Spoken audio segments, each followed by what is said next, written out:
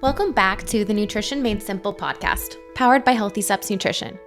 At HSN, we believe something as fundamental as nutrition shouldn't be complicated, which is why we focus on a simple, habit-based approach. We know that helping you become the best and healthiest version of yourself isn't just about what you eat or going to the gym a few hours a week. We focus on a holistic approach, addressing nutrition, stress management, mindset, sleep, support system, lifestyle, and of course, daily movement and exercise. My name is Nicole. I'm the founder of Healthy Steps Nutrition, home of CrossFit HSN and HSN Mentoring. Our mission at HSN is simple: help people take control of their health one step at a time to prevent and reverse chronic disease. Today's podcast guest is Amanda Haar. She's a licensed dietitian on our team, a wealth of knowledge. Gosh, she has over 15 years of experience working with clients. She does a ton with hormone testing, and we are talking about cortisol today, which is our stress hormone. We're going to talk about what it is, what are the normal fluctuations throughout the day, what happens when it's too high, what to do to lower it if it's too high, what if your cortisol levels are too low, and how do you boost them up? Lastly, we are going to be talking about the cortisol awakening testing, which is one of the tests that we do along with hormone testing at HSN for clients who want to know a little bit more about what's going on inside of their bodies. She talks about what she found in her testing, which was really interesting, and some cool things that we do with personalized advanced nutrition coaching once we have this knowledge. Knowledge is power. So once we understand what's going on the inside of our body, we can make educated decisions and have more targeted plans to help our clients reach their health and wellness goals. If you are interested in nutrition coaching and this advanced nutrition coaching looking at hormone testing, click the link in the show notes and you can book a discovery call to learn more today. All right, let's dive into this episode with Amanda Haar. Amanda, welcome back to the Nutrition Made Simple podcast. Thank you, Nicole, for having me. I'm excited to dive in together today. Yes, we are talking all about stress management, stress hormones. Cortisol is such a buzzword and hot topic, and I thought it'd be really fun for us to have a little bit of a deeper conversation so our listeners could understand what is cortisol, how does it affect them reaching their health and wellness goals. I think so many times when people are looking to lose weight, get in shape, feel better, they just focus on one pillar, maybe two pillars of health. They're eating better or they're going to the gym a ton, and we're not really addressing the other pillars of health, which is going to slow down the progress to reach our health and wellness goals. Right. And this is why I'm so excited that we can spend some extra time talking about cortisol today, because cortisol is a hormone that is essential for our lives, right? Like if we don't have enough cortisol levels, we're going to feel burnt out, fatigued, not being able to function very well. But if it's super high, we're going to have issues on the other end of things too. So this is why, it's super essential. And that's why we focus on so many different parts of wellness at HSN to help clients have their best nutrition and have their best path forward. So really, thinking about cortisol, like this is a hormone that your adrenal glands make and release. So really, you think about all the parts of our body, what's involved with this, like this is like our adrenal function, right? This is an important part of our steps forward. And it helps to regulate our body's response to stress. So, I think of this in like an acute form, right? Like if we're running from a tiger, we definitely want cortisol, right? Like it needs to kind of kick our body into action, put blood sugar into our bloodstream, increase our blood pressure, and help us, keep on running from the tiger. But when it's chronic, that's the issue, right? So chronic meaning we are constantly exposing ourselves to stress and not able to manage it. And let's go back for a second. Cortisol levels. Sometimes your doctor will test you for cortisol levels through your blood, but it's just measuring 1 point at one time during the day. And the truth is our cortisol levels are fluctuating throughout the day. Talk a little bit about that. Yeah, so we call this kind of like a diurnal pattern, right? It's something that fluctuates through the day. So essentially, a healthy cortisol pattern, we're going to have the most cortisol released in the morning and the lowest at night before bedtime. And we think about that and it makes total sense, right? Because cortisol is going to help give us energy. We want that wake up in the morning with the cortisol. And then we don't really want a lot of that interfering with our sleep at night. So it's kind of cool when you have that healthy pattern, we have that natural wake and sleep response, which again, when cortisol patterns are messed up, sometimes if someone has high cortisol, they're still wired at night, they're not sleeping well, they're feeling exhausted in the morning. And then low cortisol, we might just not feel energy all day long because we're just kind of at a flat curve. So it's really cool how we can actually support this diurnal response with our eating pattern, our light exposure, our exercise in the morning, or we cannot support it with our life choices.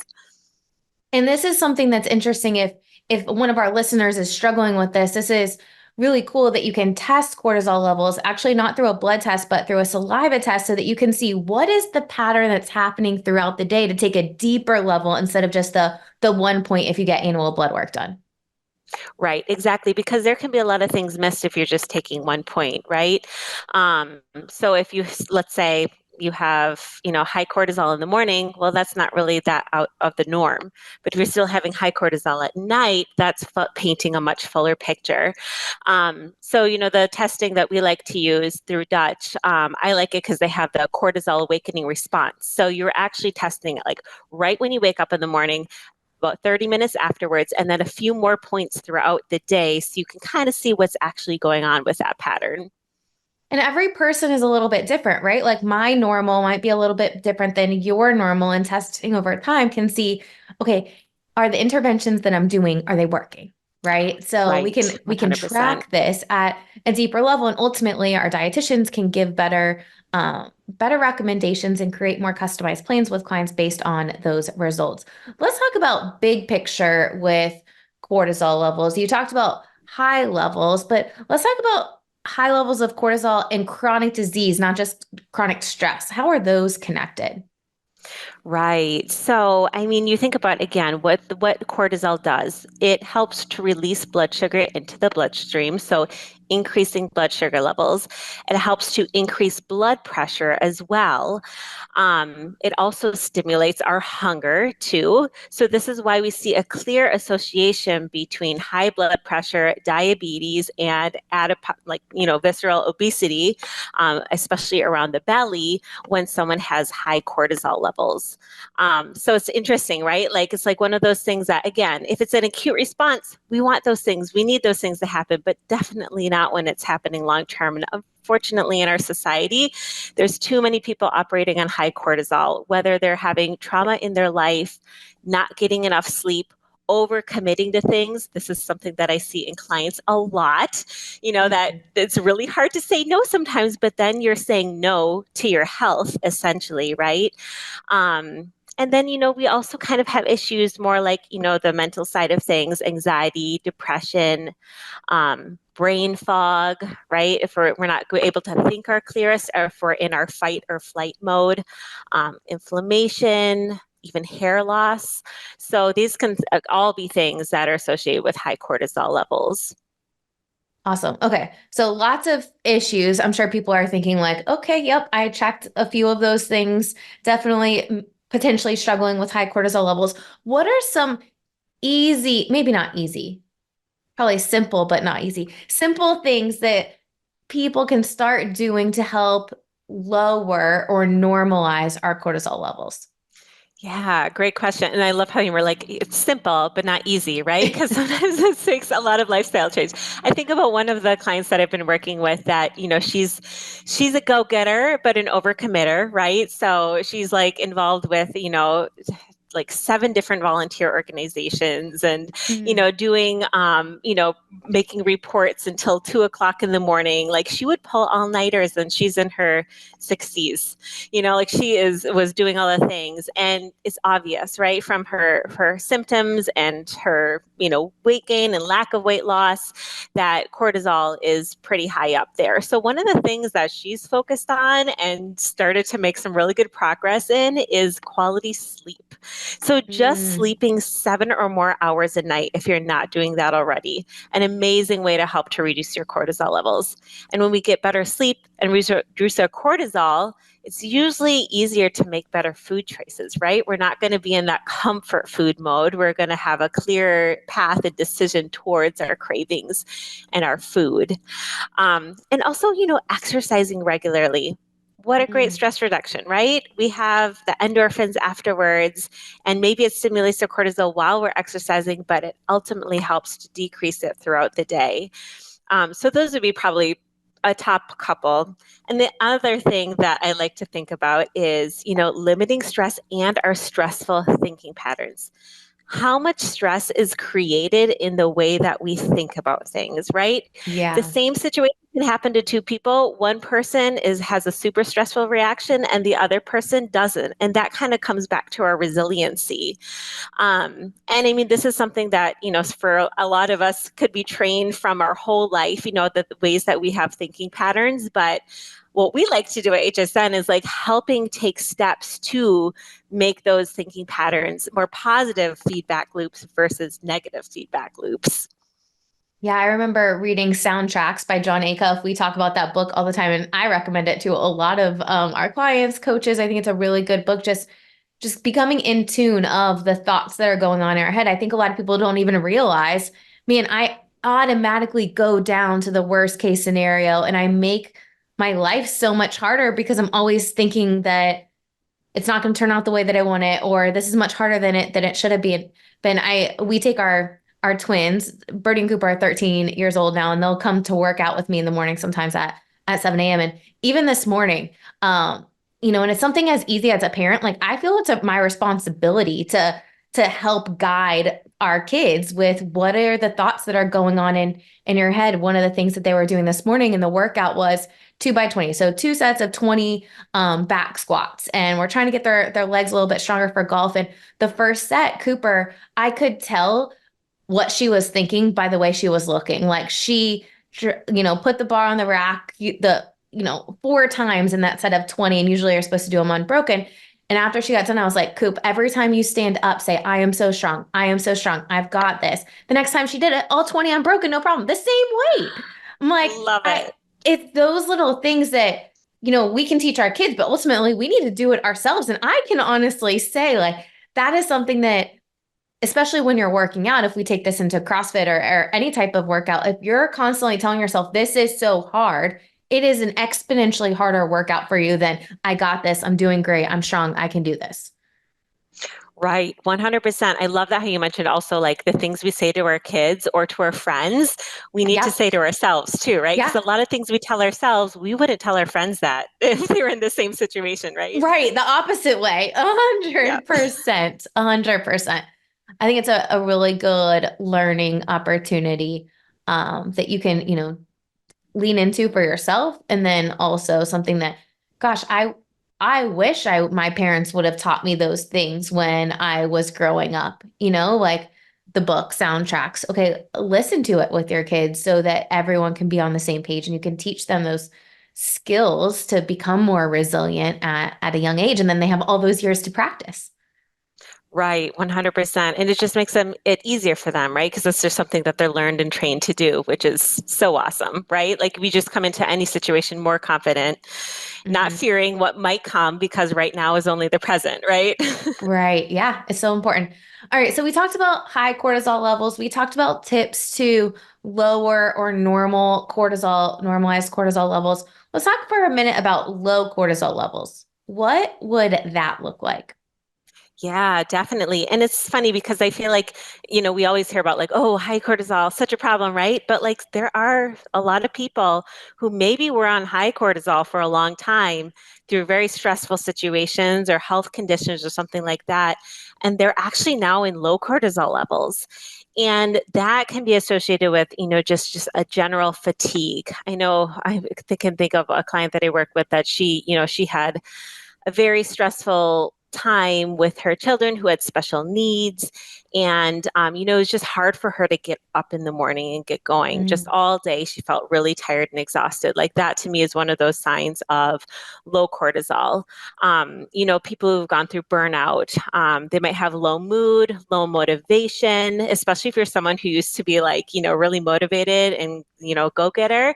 And then really just like you're not that motivated anymore. That's kind of a good sign of that. We might see low libido, sleep issues, feeling dizzy or weak, even fainting, and that might be coming more with like a condition like Addison's disease.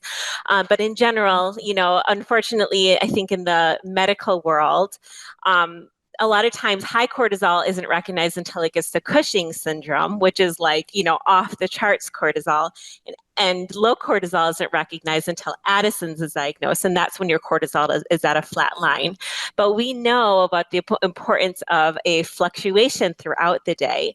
And so you could have a fluctuation throughout the day, but have it super low. So you're Mm. feeling those conditions.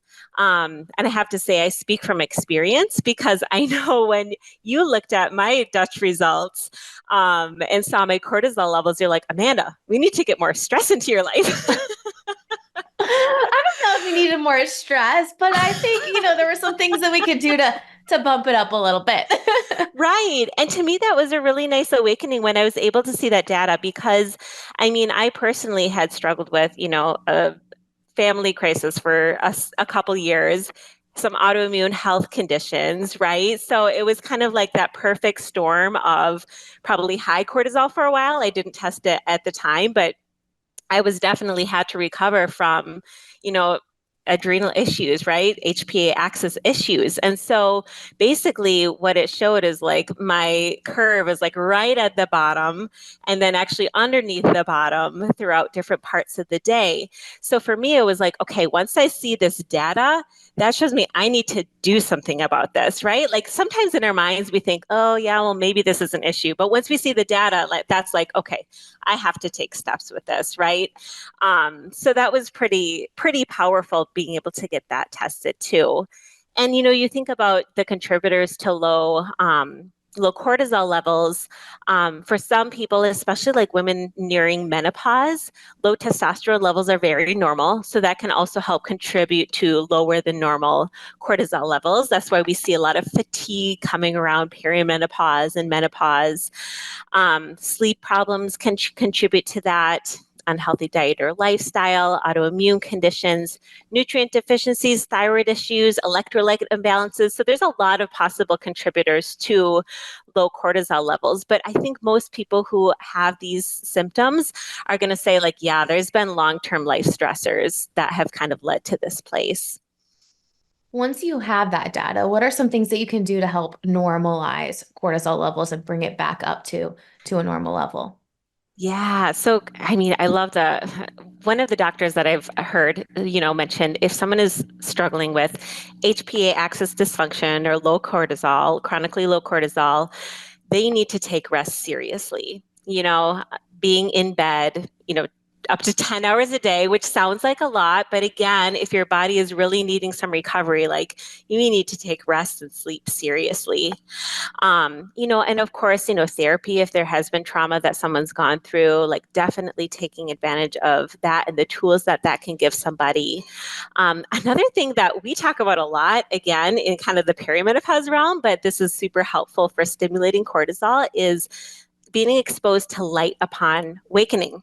So taking Mm. a 10-minute walk in the mornings within the first hour that you wake up helps to tell your body to produce the cortisol to give you the energy. And it also tells your body to make more melatonin 14 hours later so that you can go back to sleep. So just getting outside and getting natural light is one of the ways that we can do that.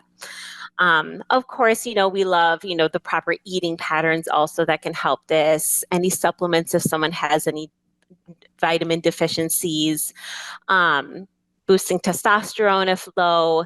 And then for some people, and this was, I mentioned this too, because personally it was very helpful for me, if we're sensitive to caffeine, getting rid of or very much reducing the caffeine to support the adrenal function throughout the day.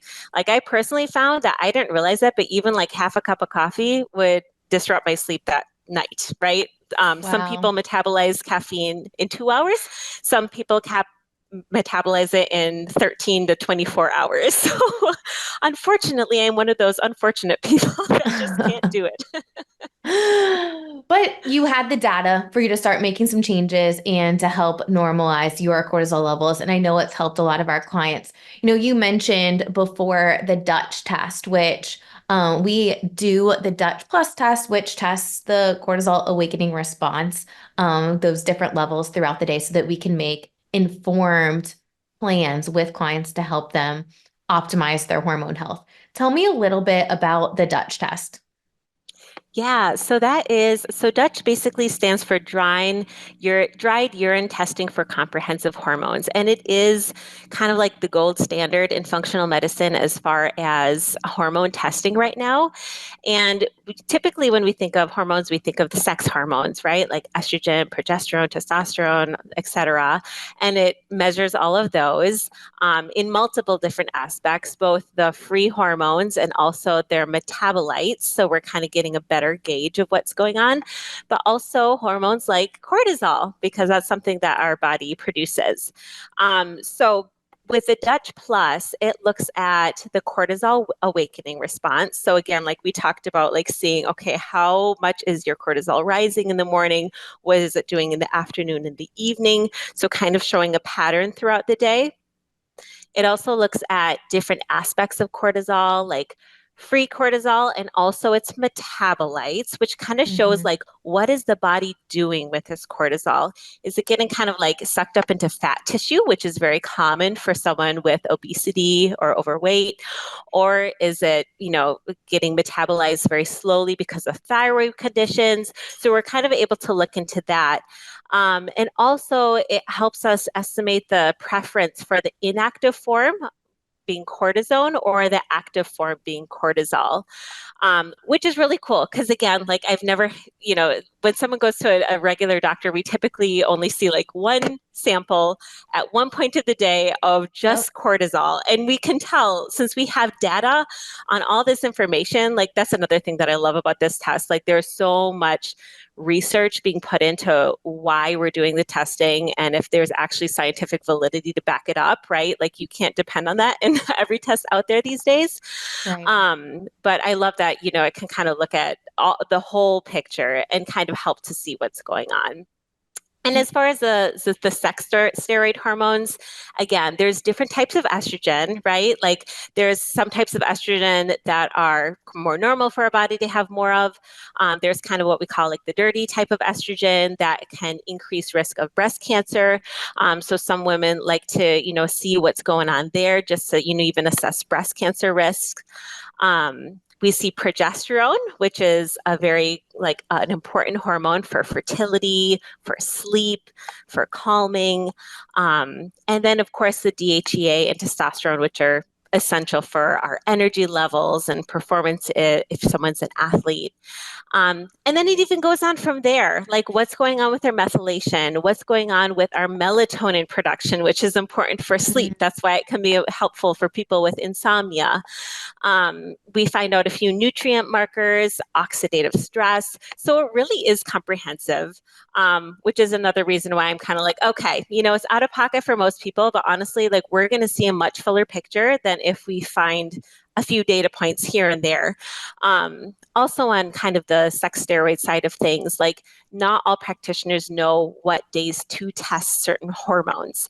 So we might have Mm, our hormones tested, but we don't know what day it was. We don't know what day of the cycle it is. Like we don't really have a good way to interpret those results. So I do love mm, it. It's a cut and dry process that people can do at home as long as they follow yep. directions correctly. Right. I found it to be really easy and really helpful and informative. You've worked with a lot of women over the years on hormone health, and this is one of the tests that we do at the beginning to help inform the plan so that they can take action and start to optimize their hormone health. The Dutch test is included in our hormone health program, which is a really awesome program to have individual coaching with our registered dietitians to help support people making health a way of life. And with the cortisol testing as well, on top of that, it really gives us a full picture. So super excited for us to continue to grow the hormone health program. If you're listening to this podcast and you are interested in Dutch testing in our hormone health program, click the link in the show notes so that you can book a discovery call, learn a little bit more about it, and get signed up and paired with one of our dietitians who specializes in hormone health. Amanda, thank you for coming on the podcast and sharing all things cortisol and hormone health. I think the more education that we can put out, the more people can make informed decisions and start, again, taking control of their health. So thank you for all that you do. Oh, thank you, Nicole. I hope you enjoyed that episode with Amanda. Gosh, she is such a wealth of knowledge. Cortisol testing and really managing your stress is so important as we age for menopause and just in general. If our cortisol levels are high and we're more stressed, a lot of people struggle with staying on track with their health and wellness goals, with their eating routine, and understanding where cortisol levels are super, super helpful. If you're interested in getting cortisol testing with Healthy Steps Nutrition, not just through the blood test, which only tests 1 point throughout the day, but rather multiple points throughout the day. Best of all, it's not a blood test, it's a saliva test, which is super easy for you to do in the comfort of your home. Please click the link in the show notes, book a discovery call, and we can chat more about our testing combined with nutrition coaching to help you reach your health and wellness goals. Hope you enjoyed this podcast episode. Don't forget to subscribe, leave us a review, and we'll see you back here next week.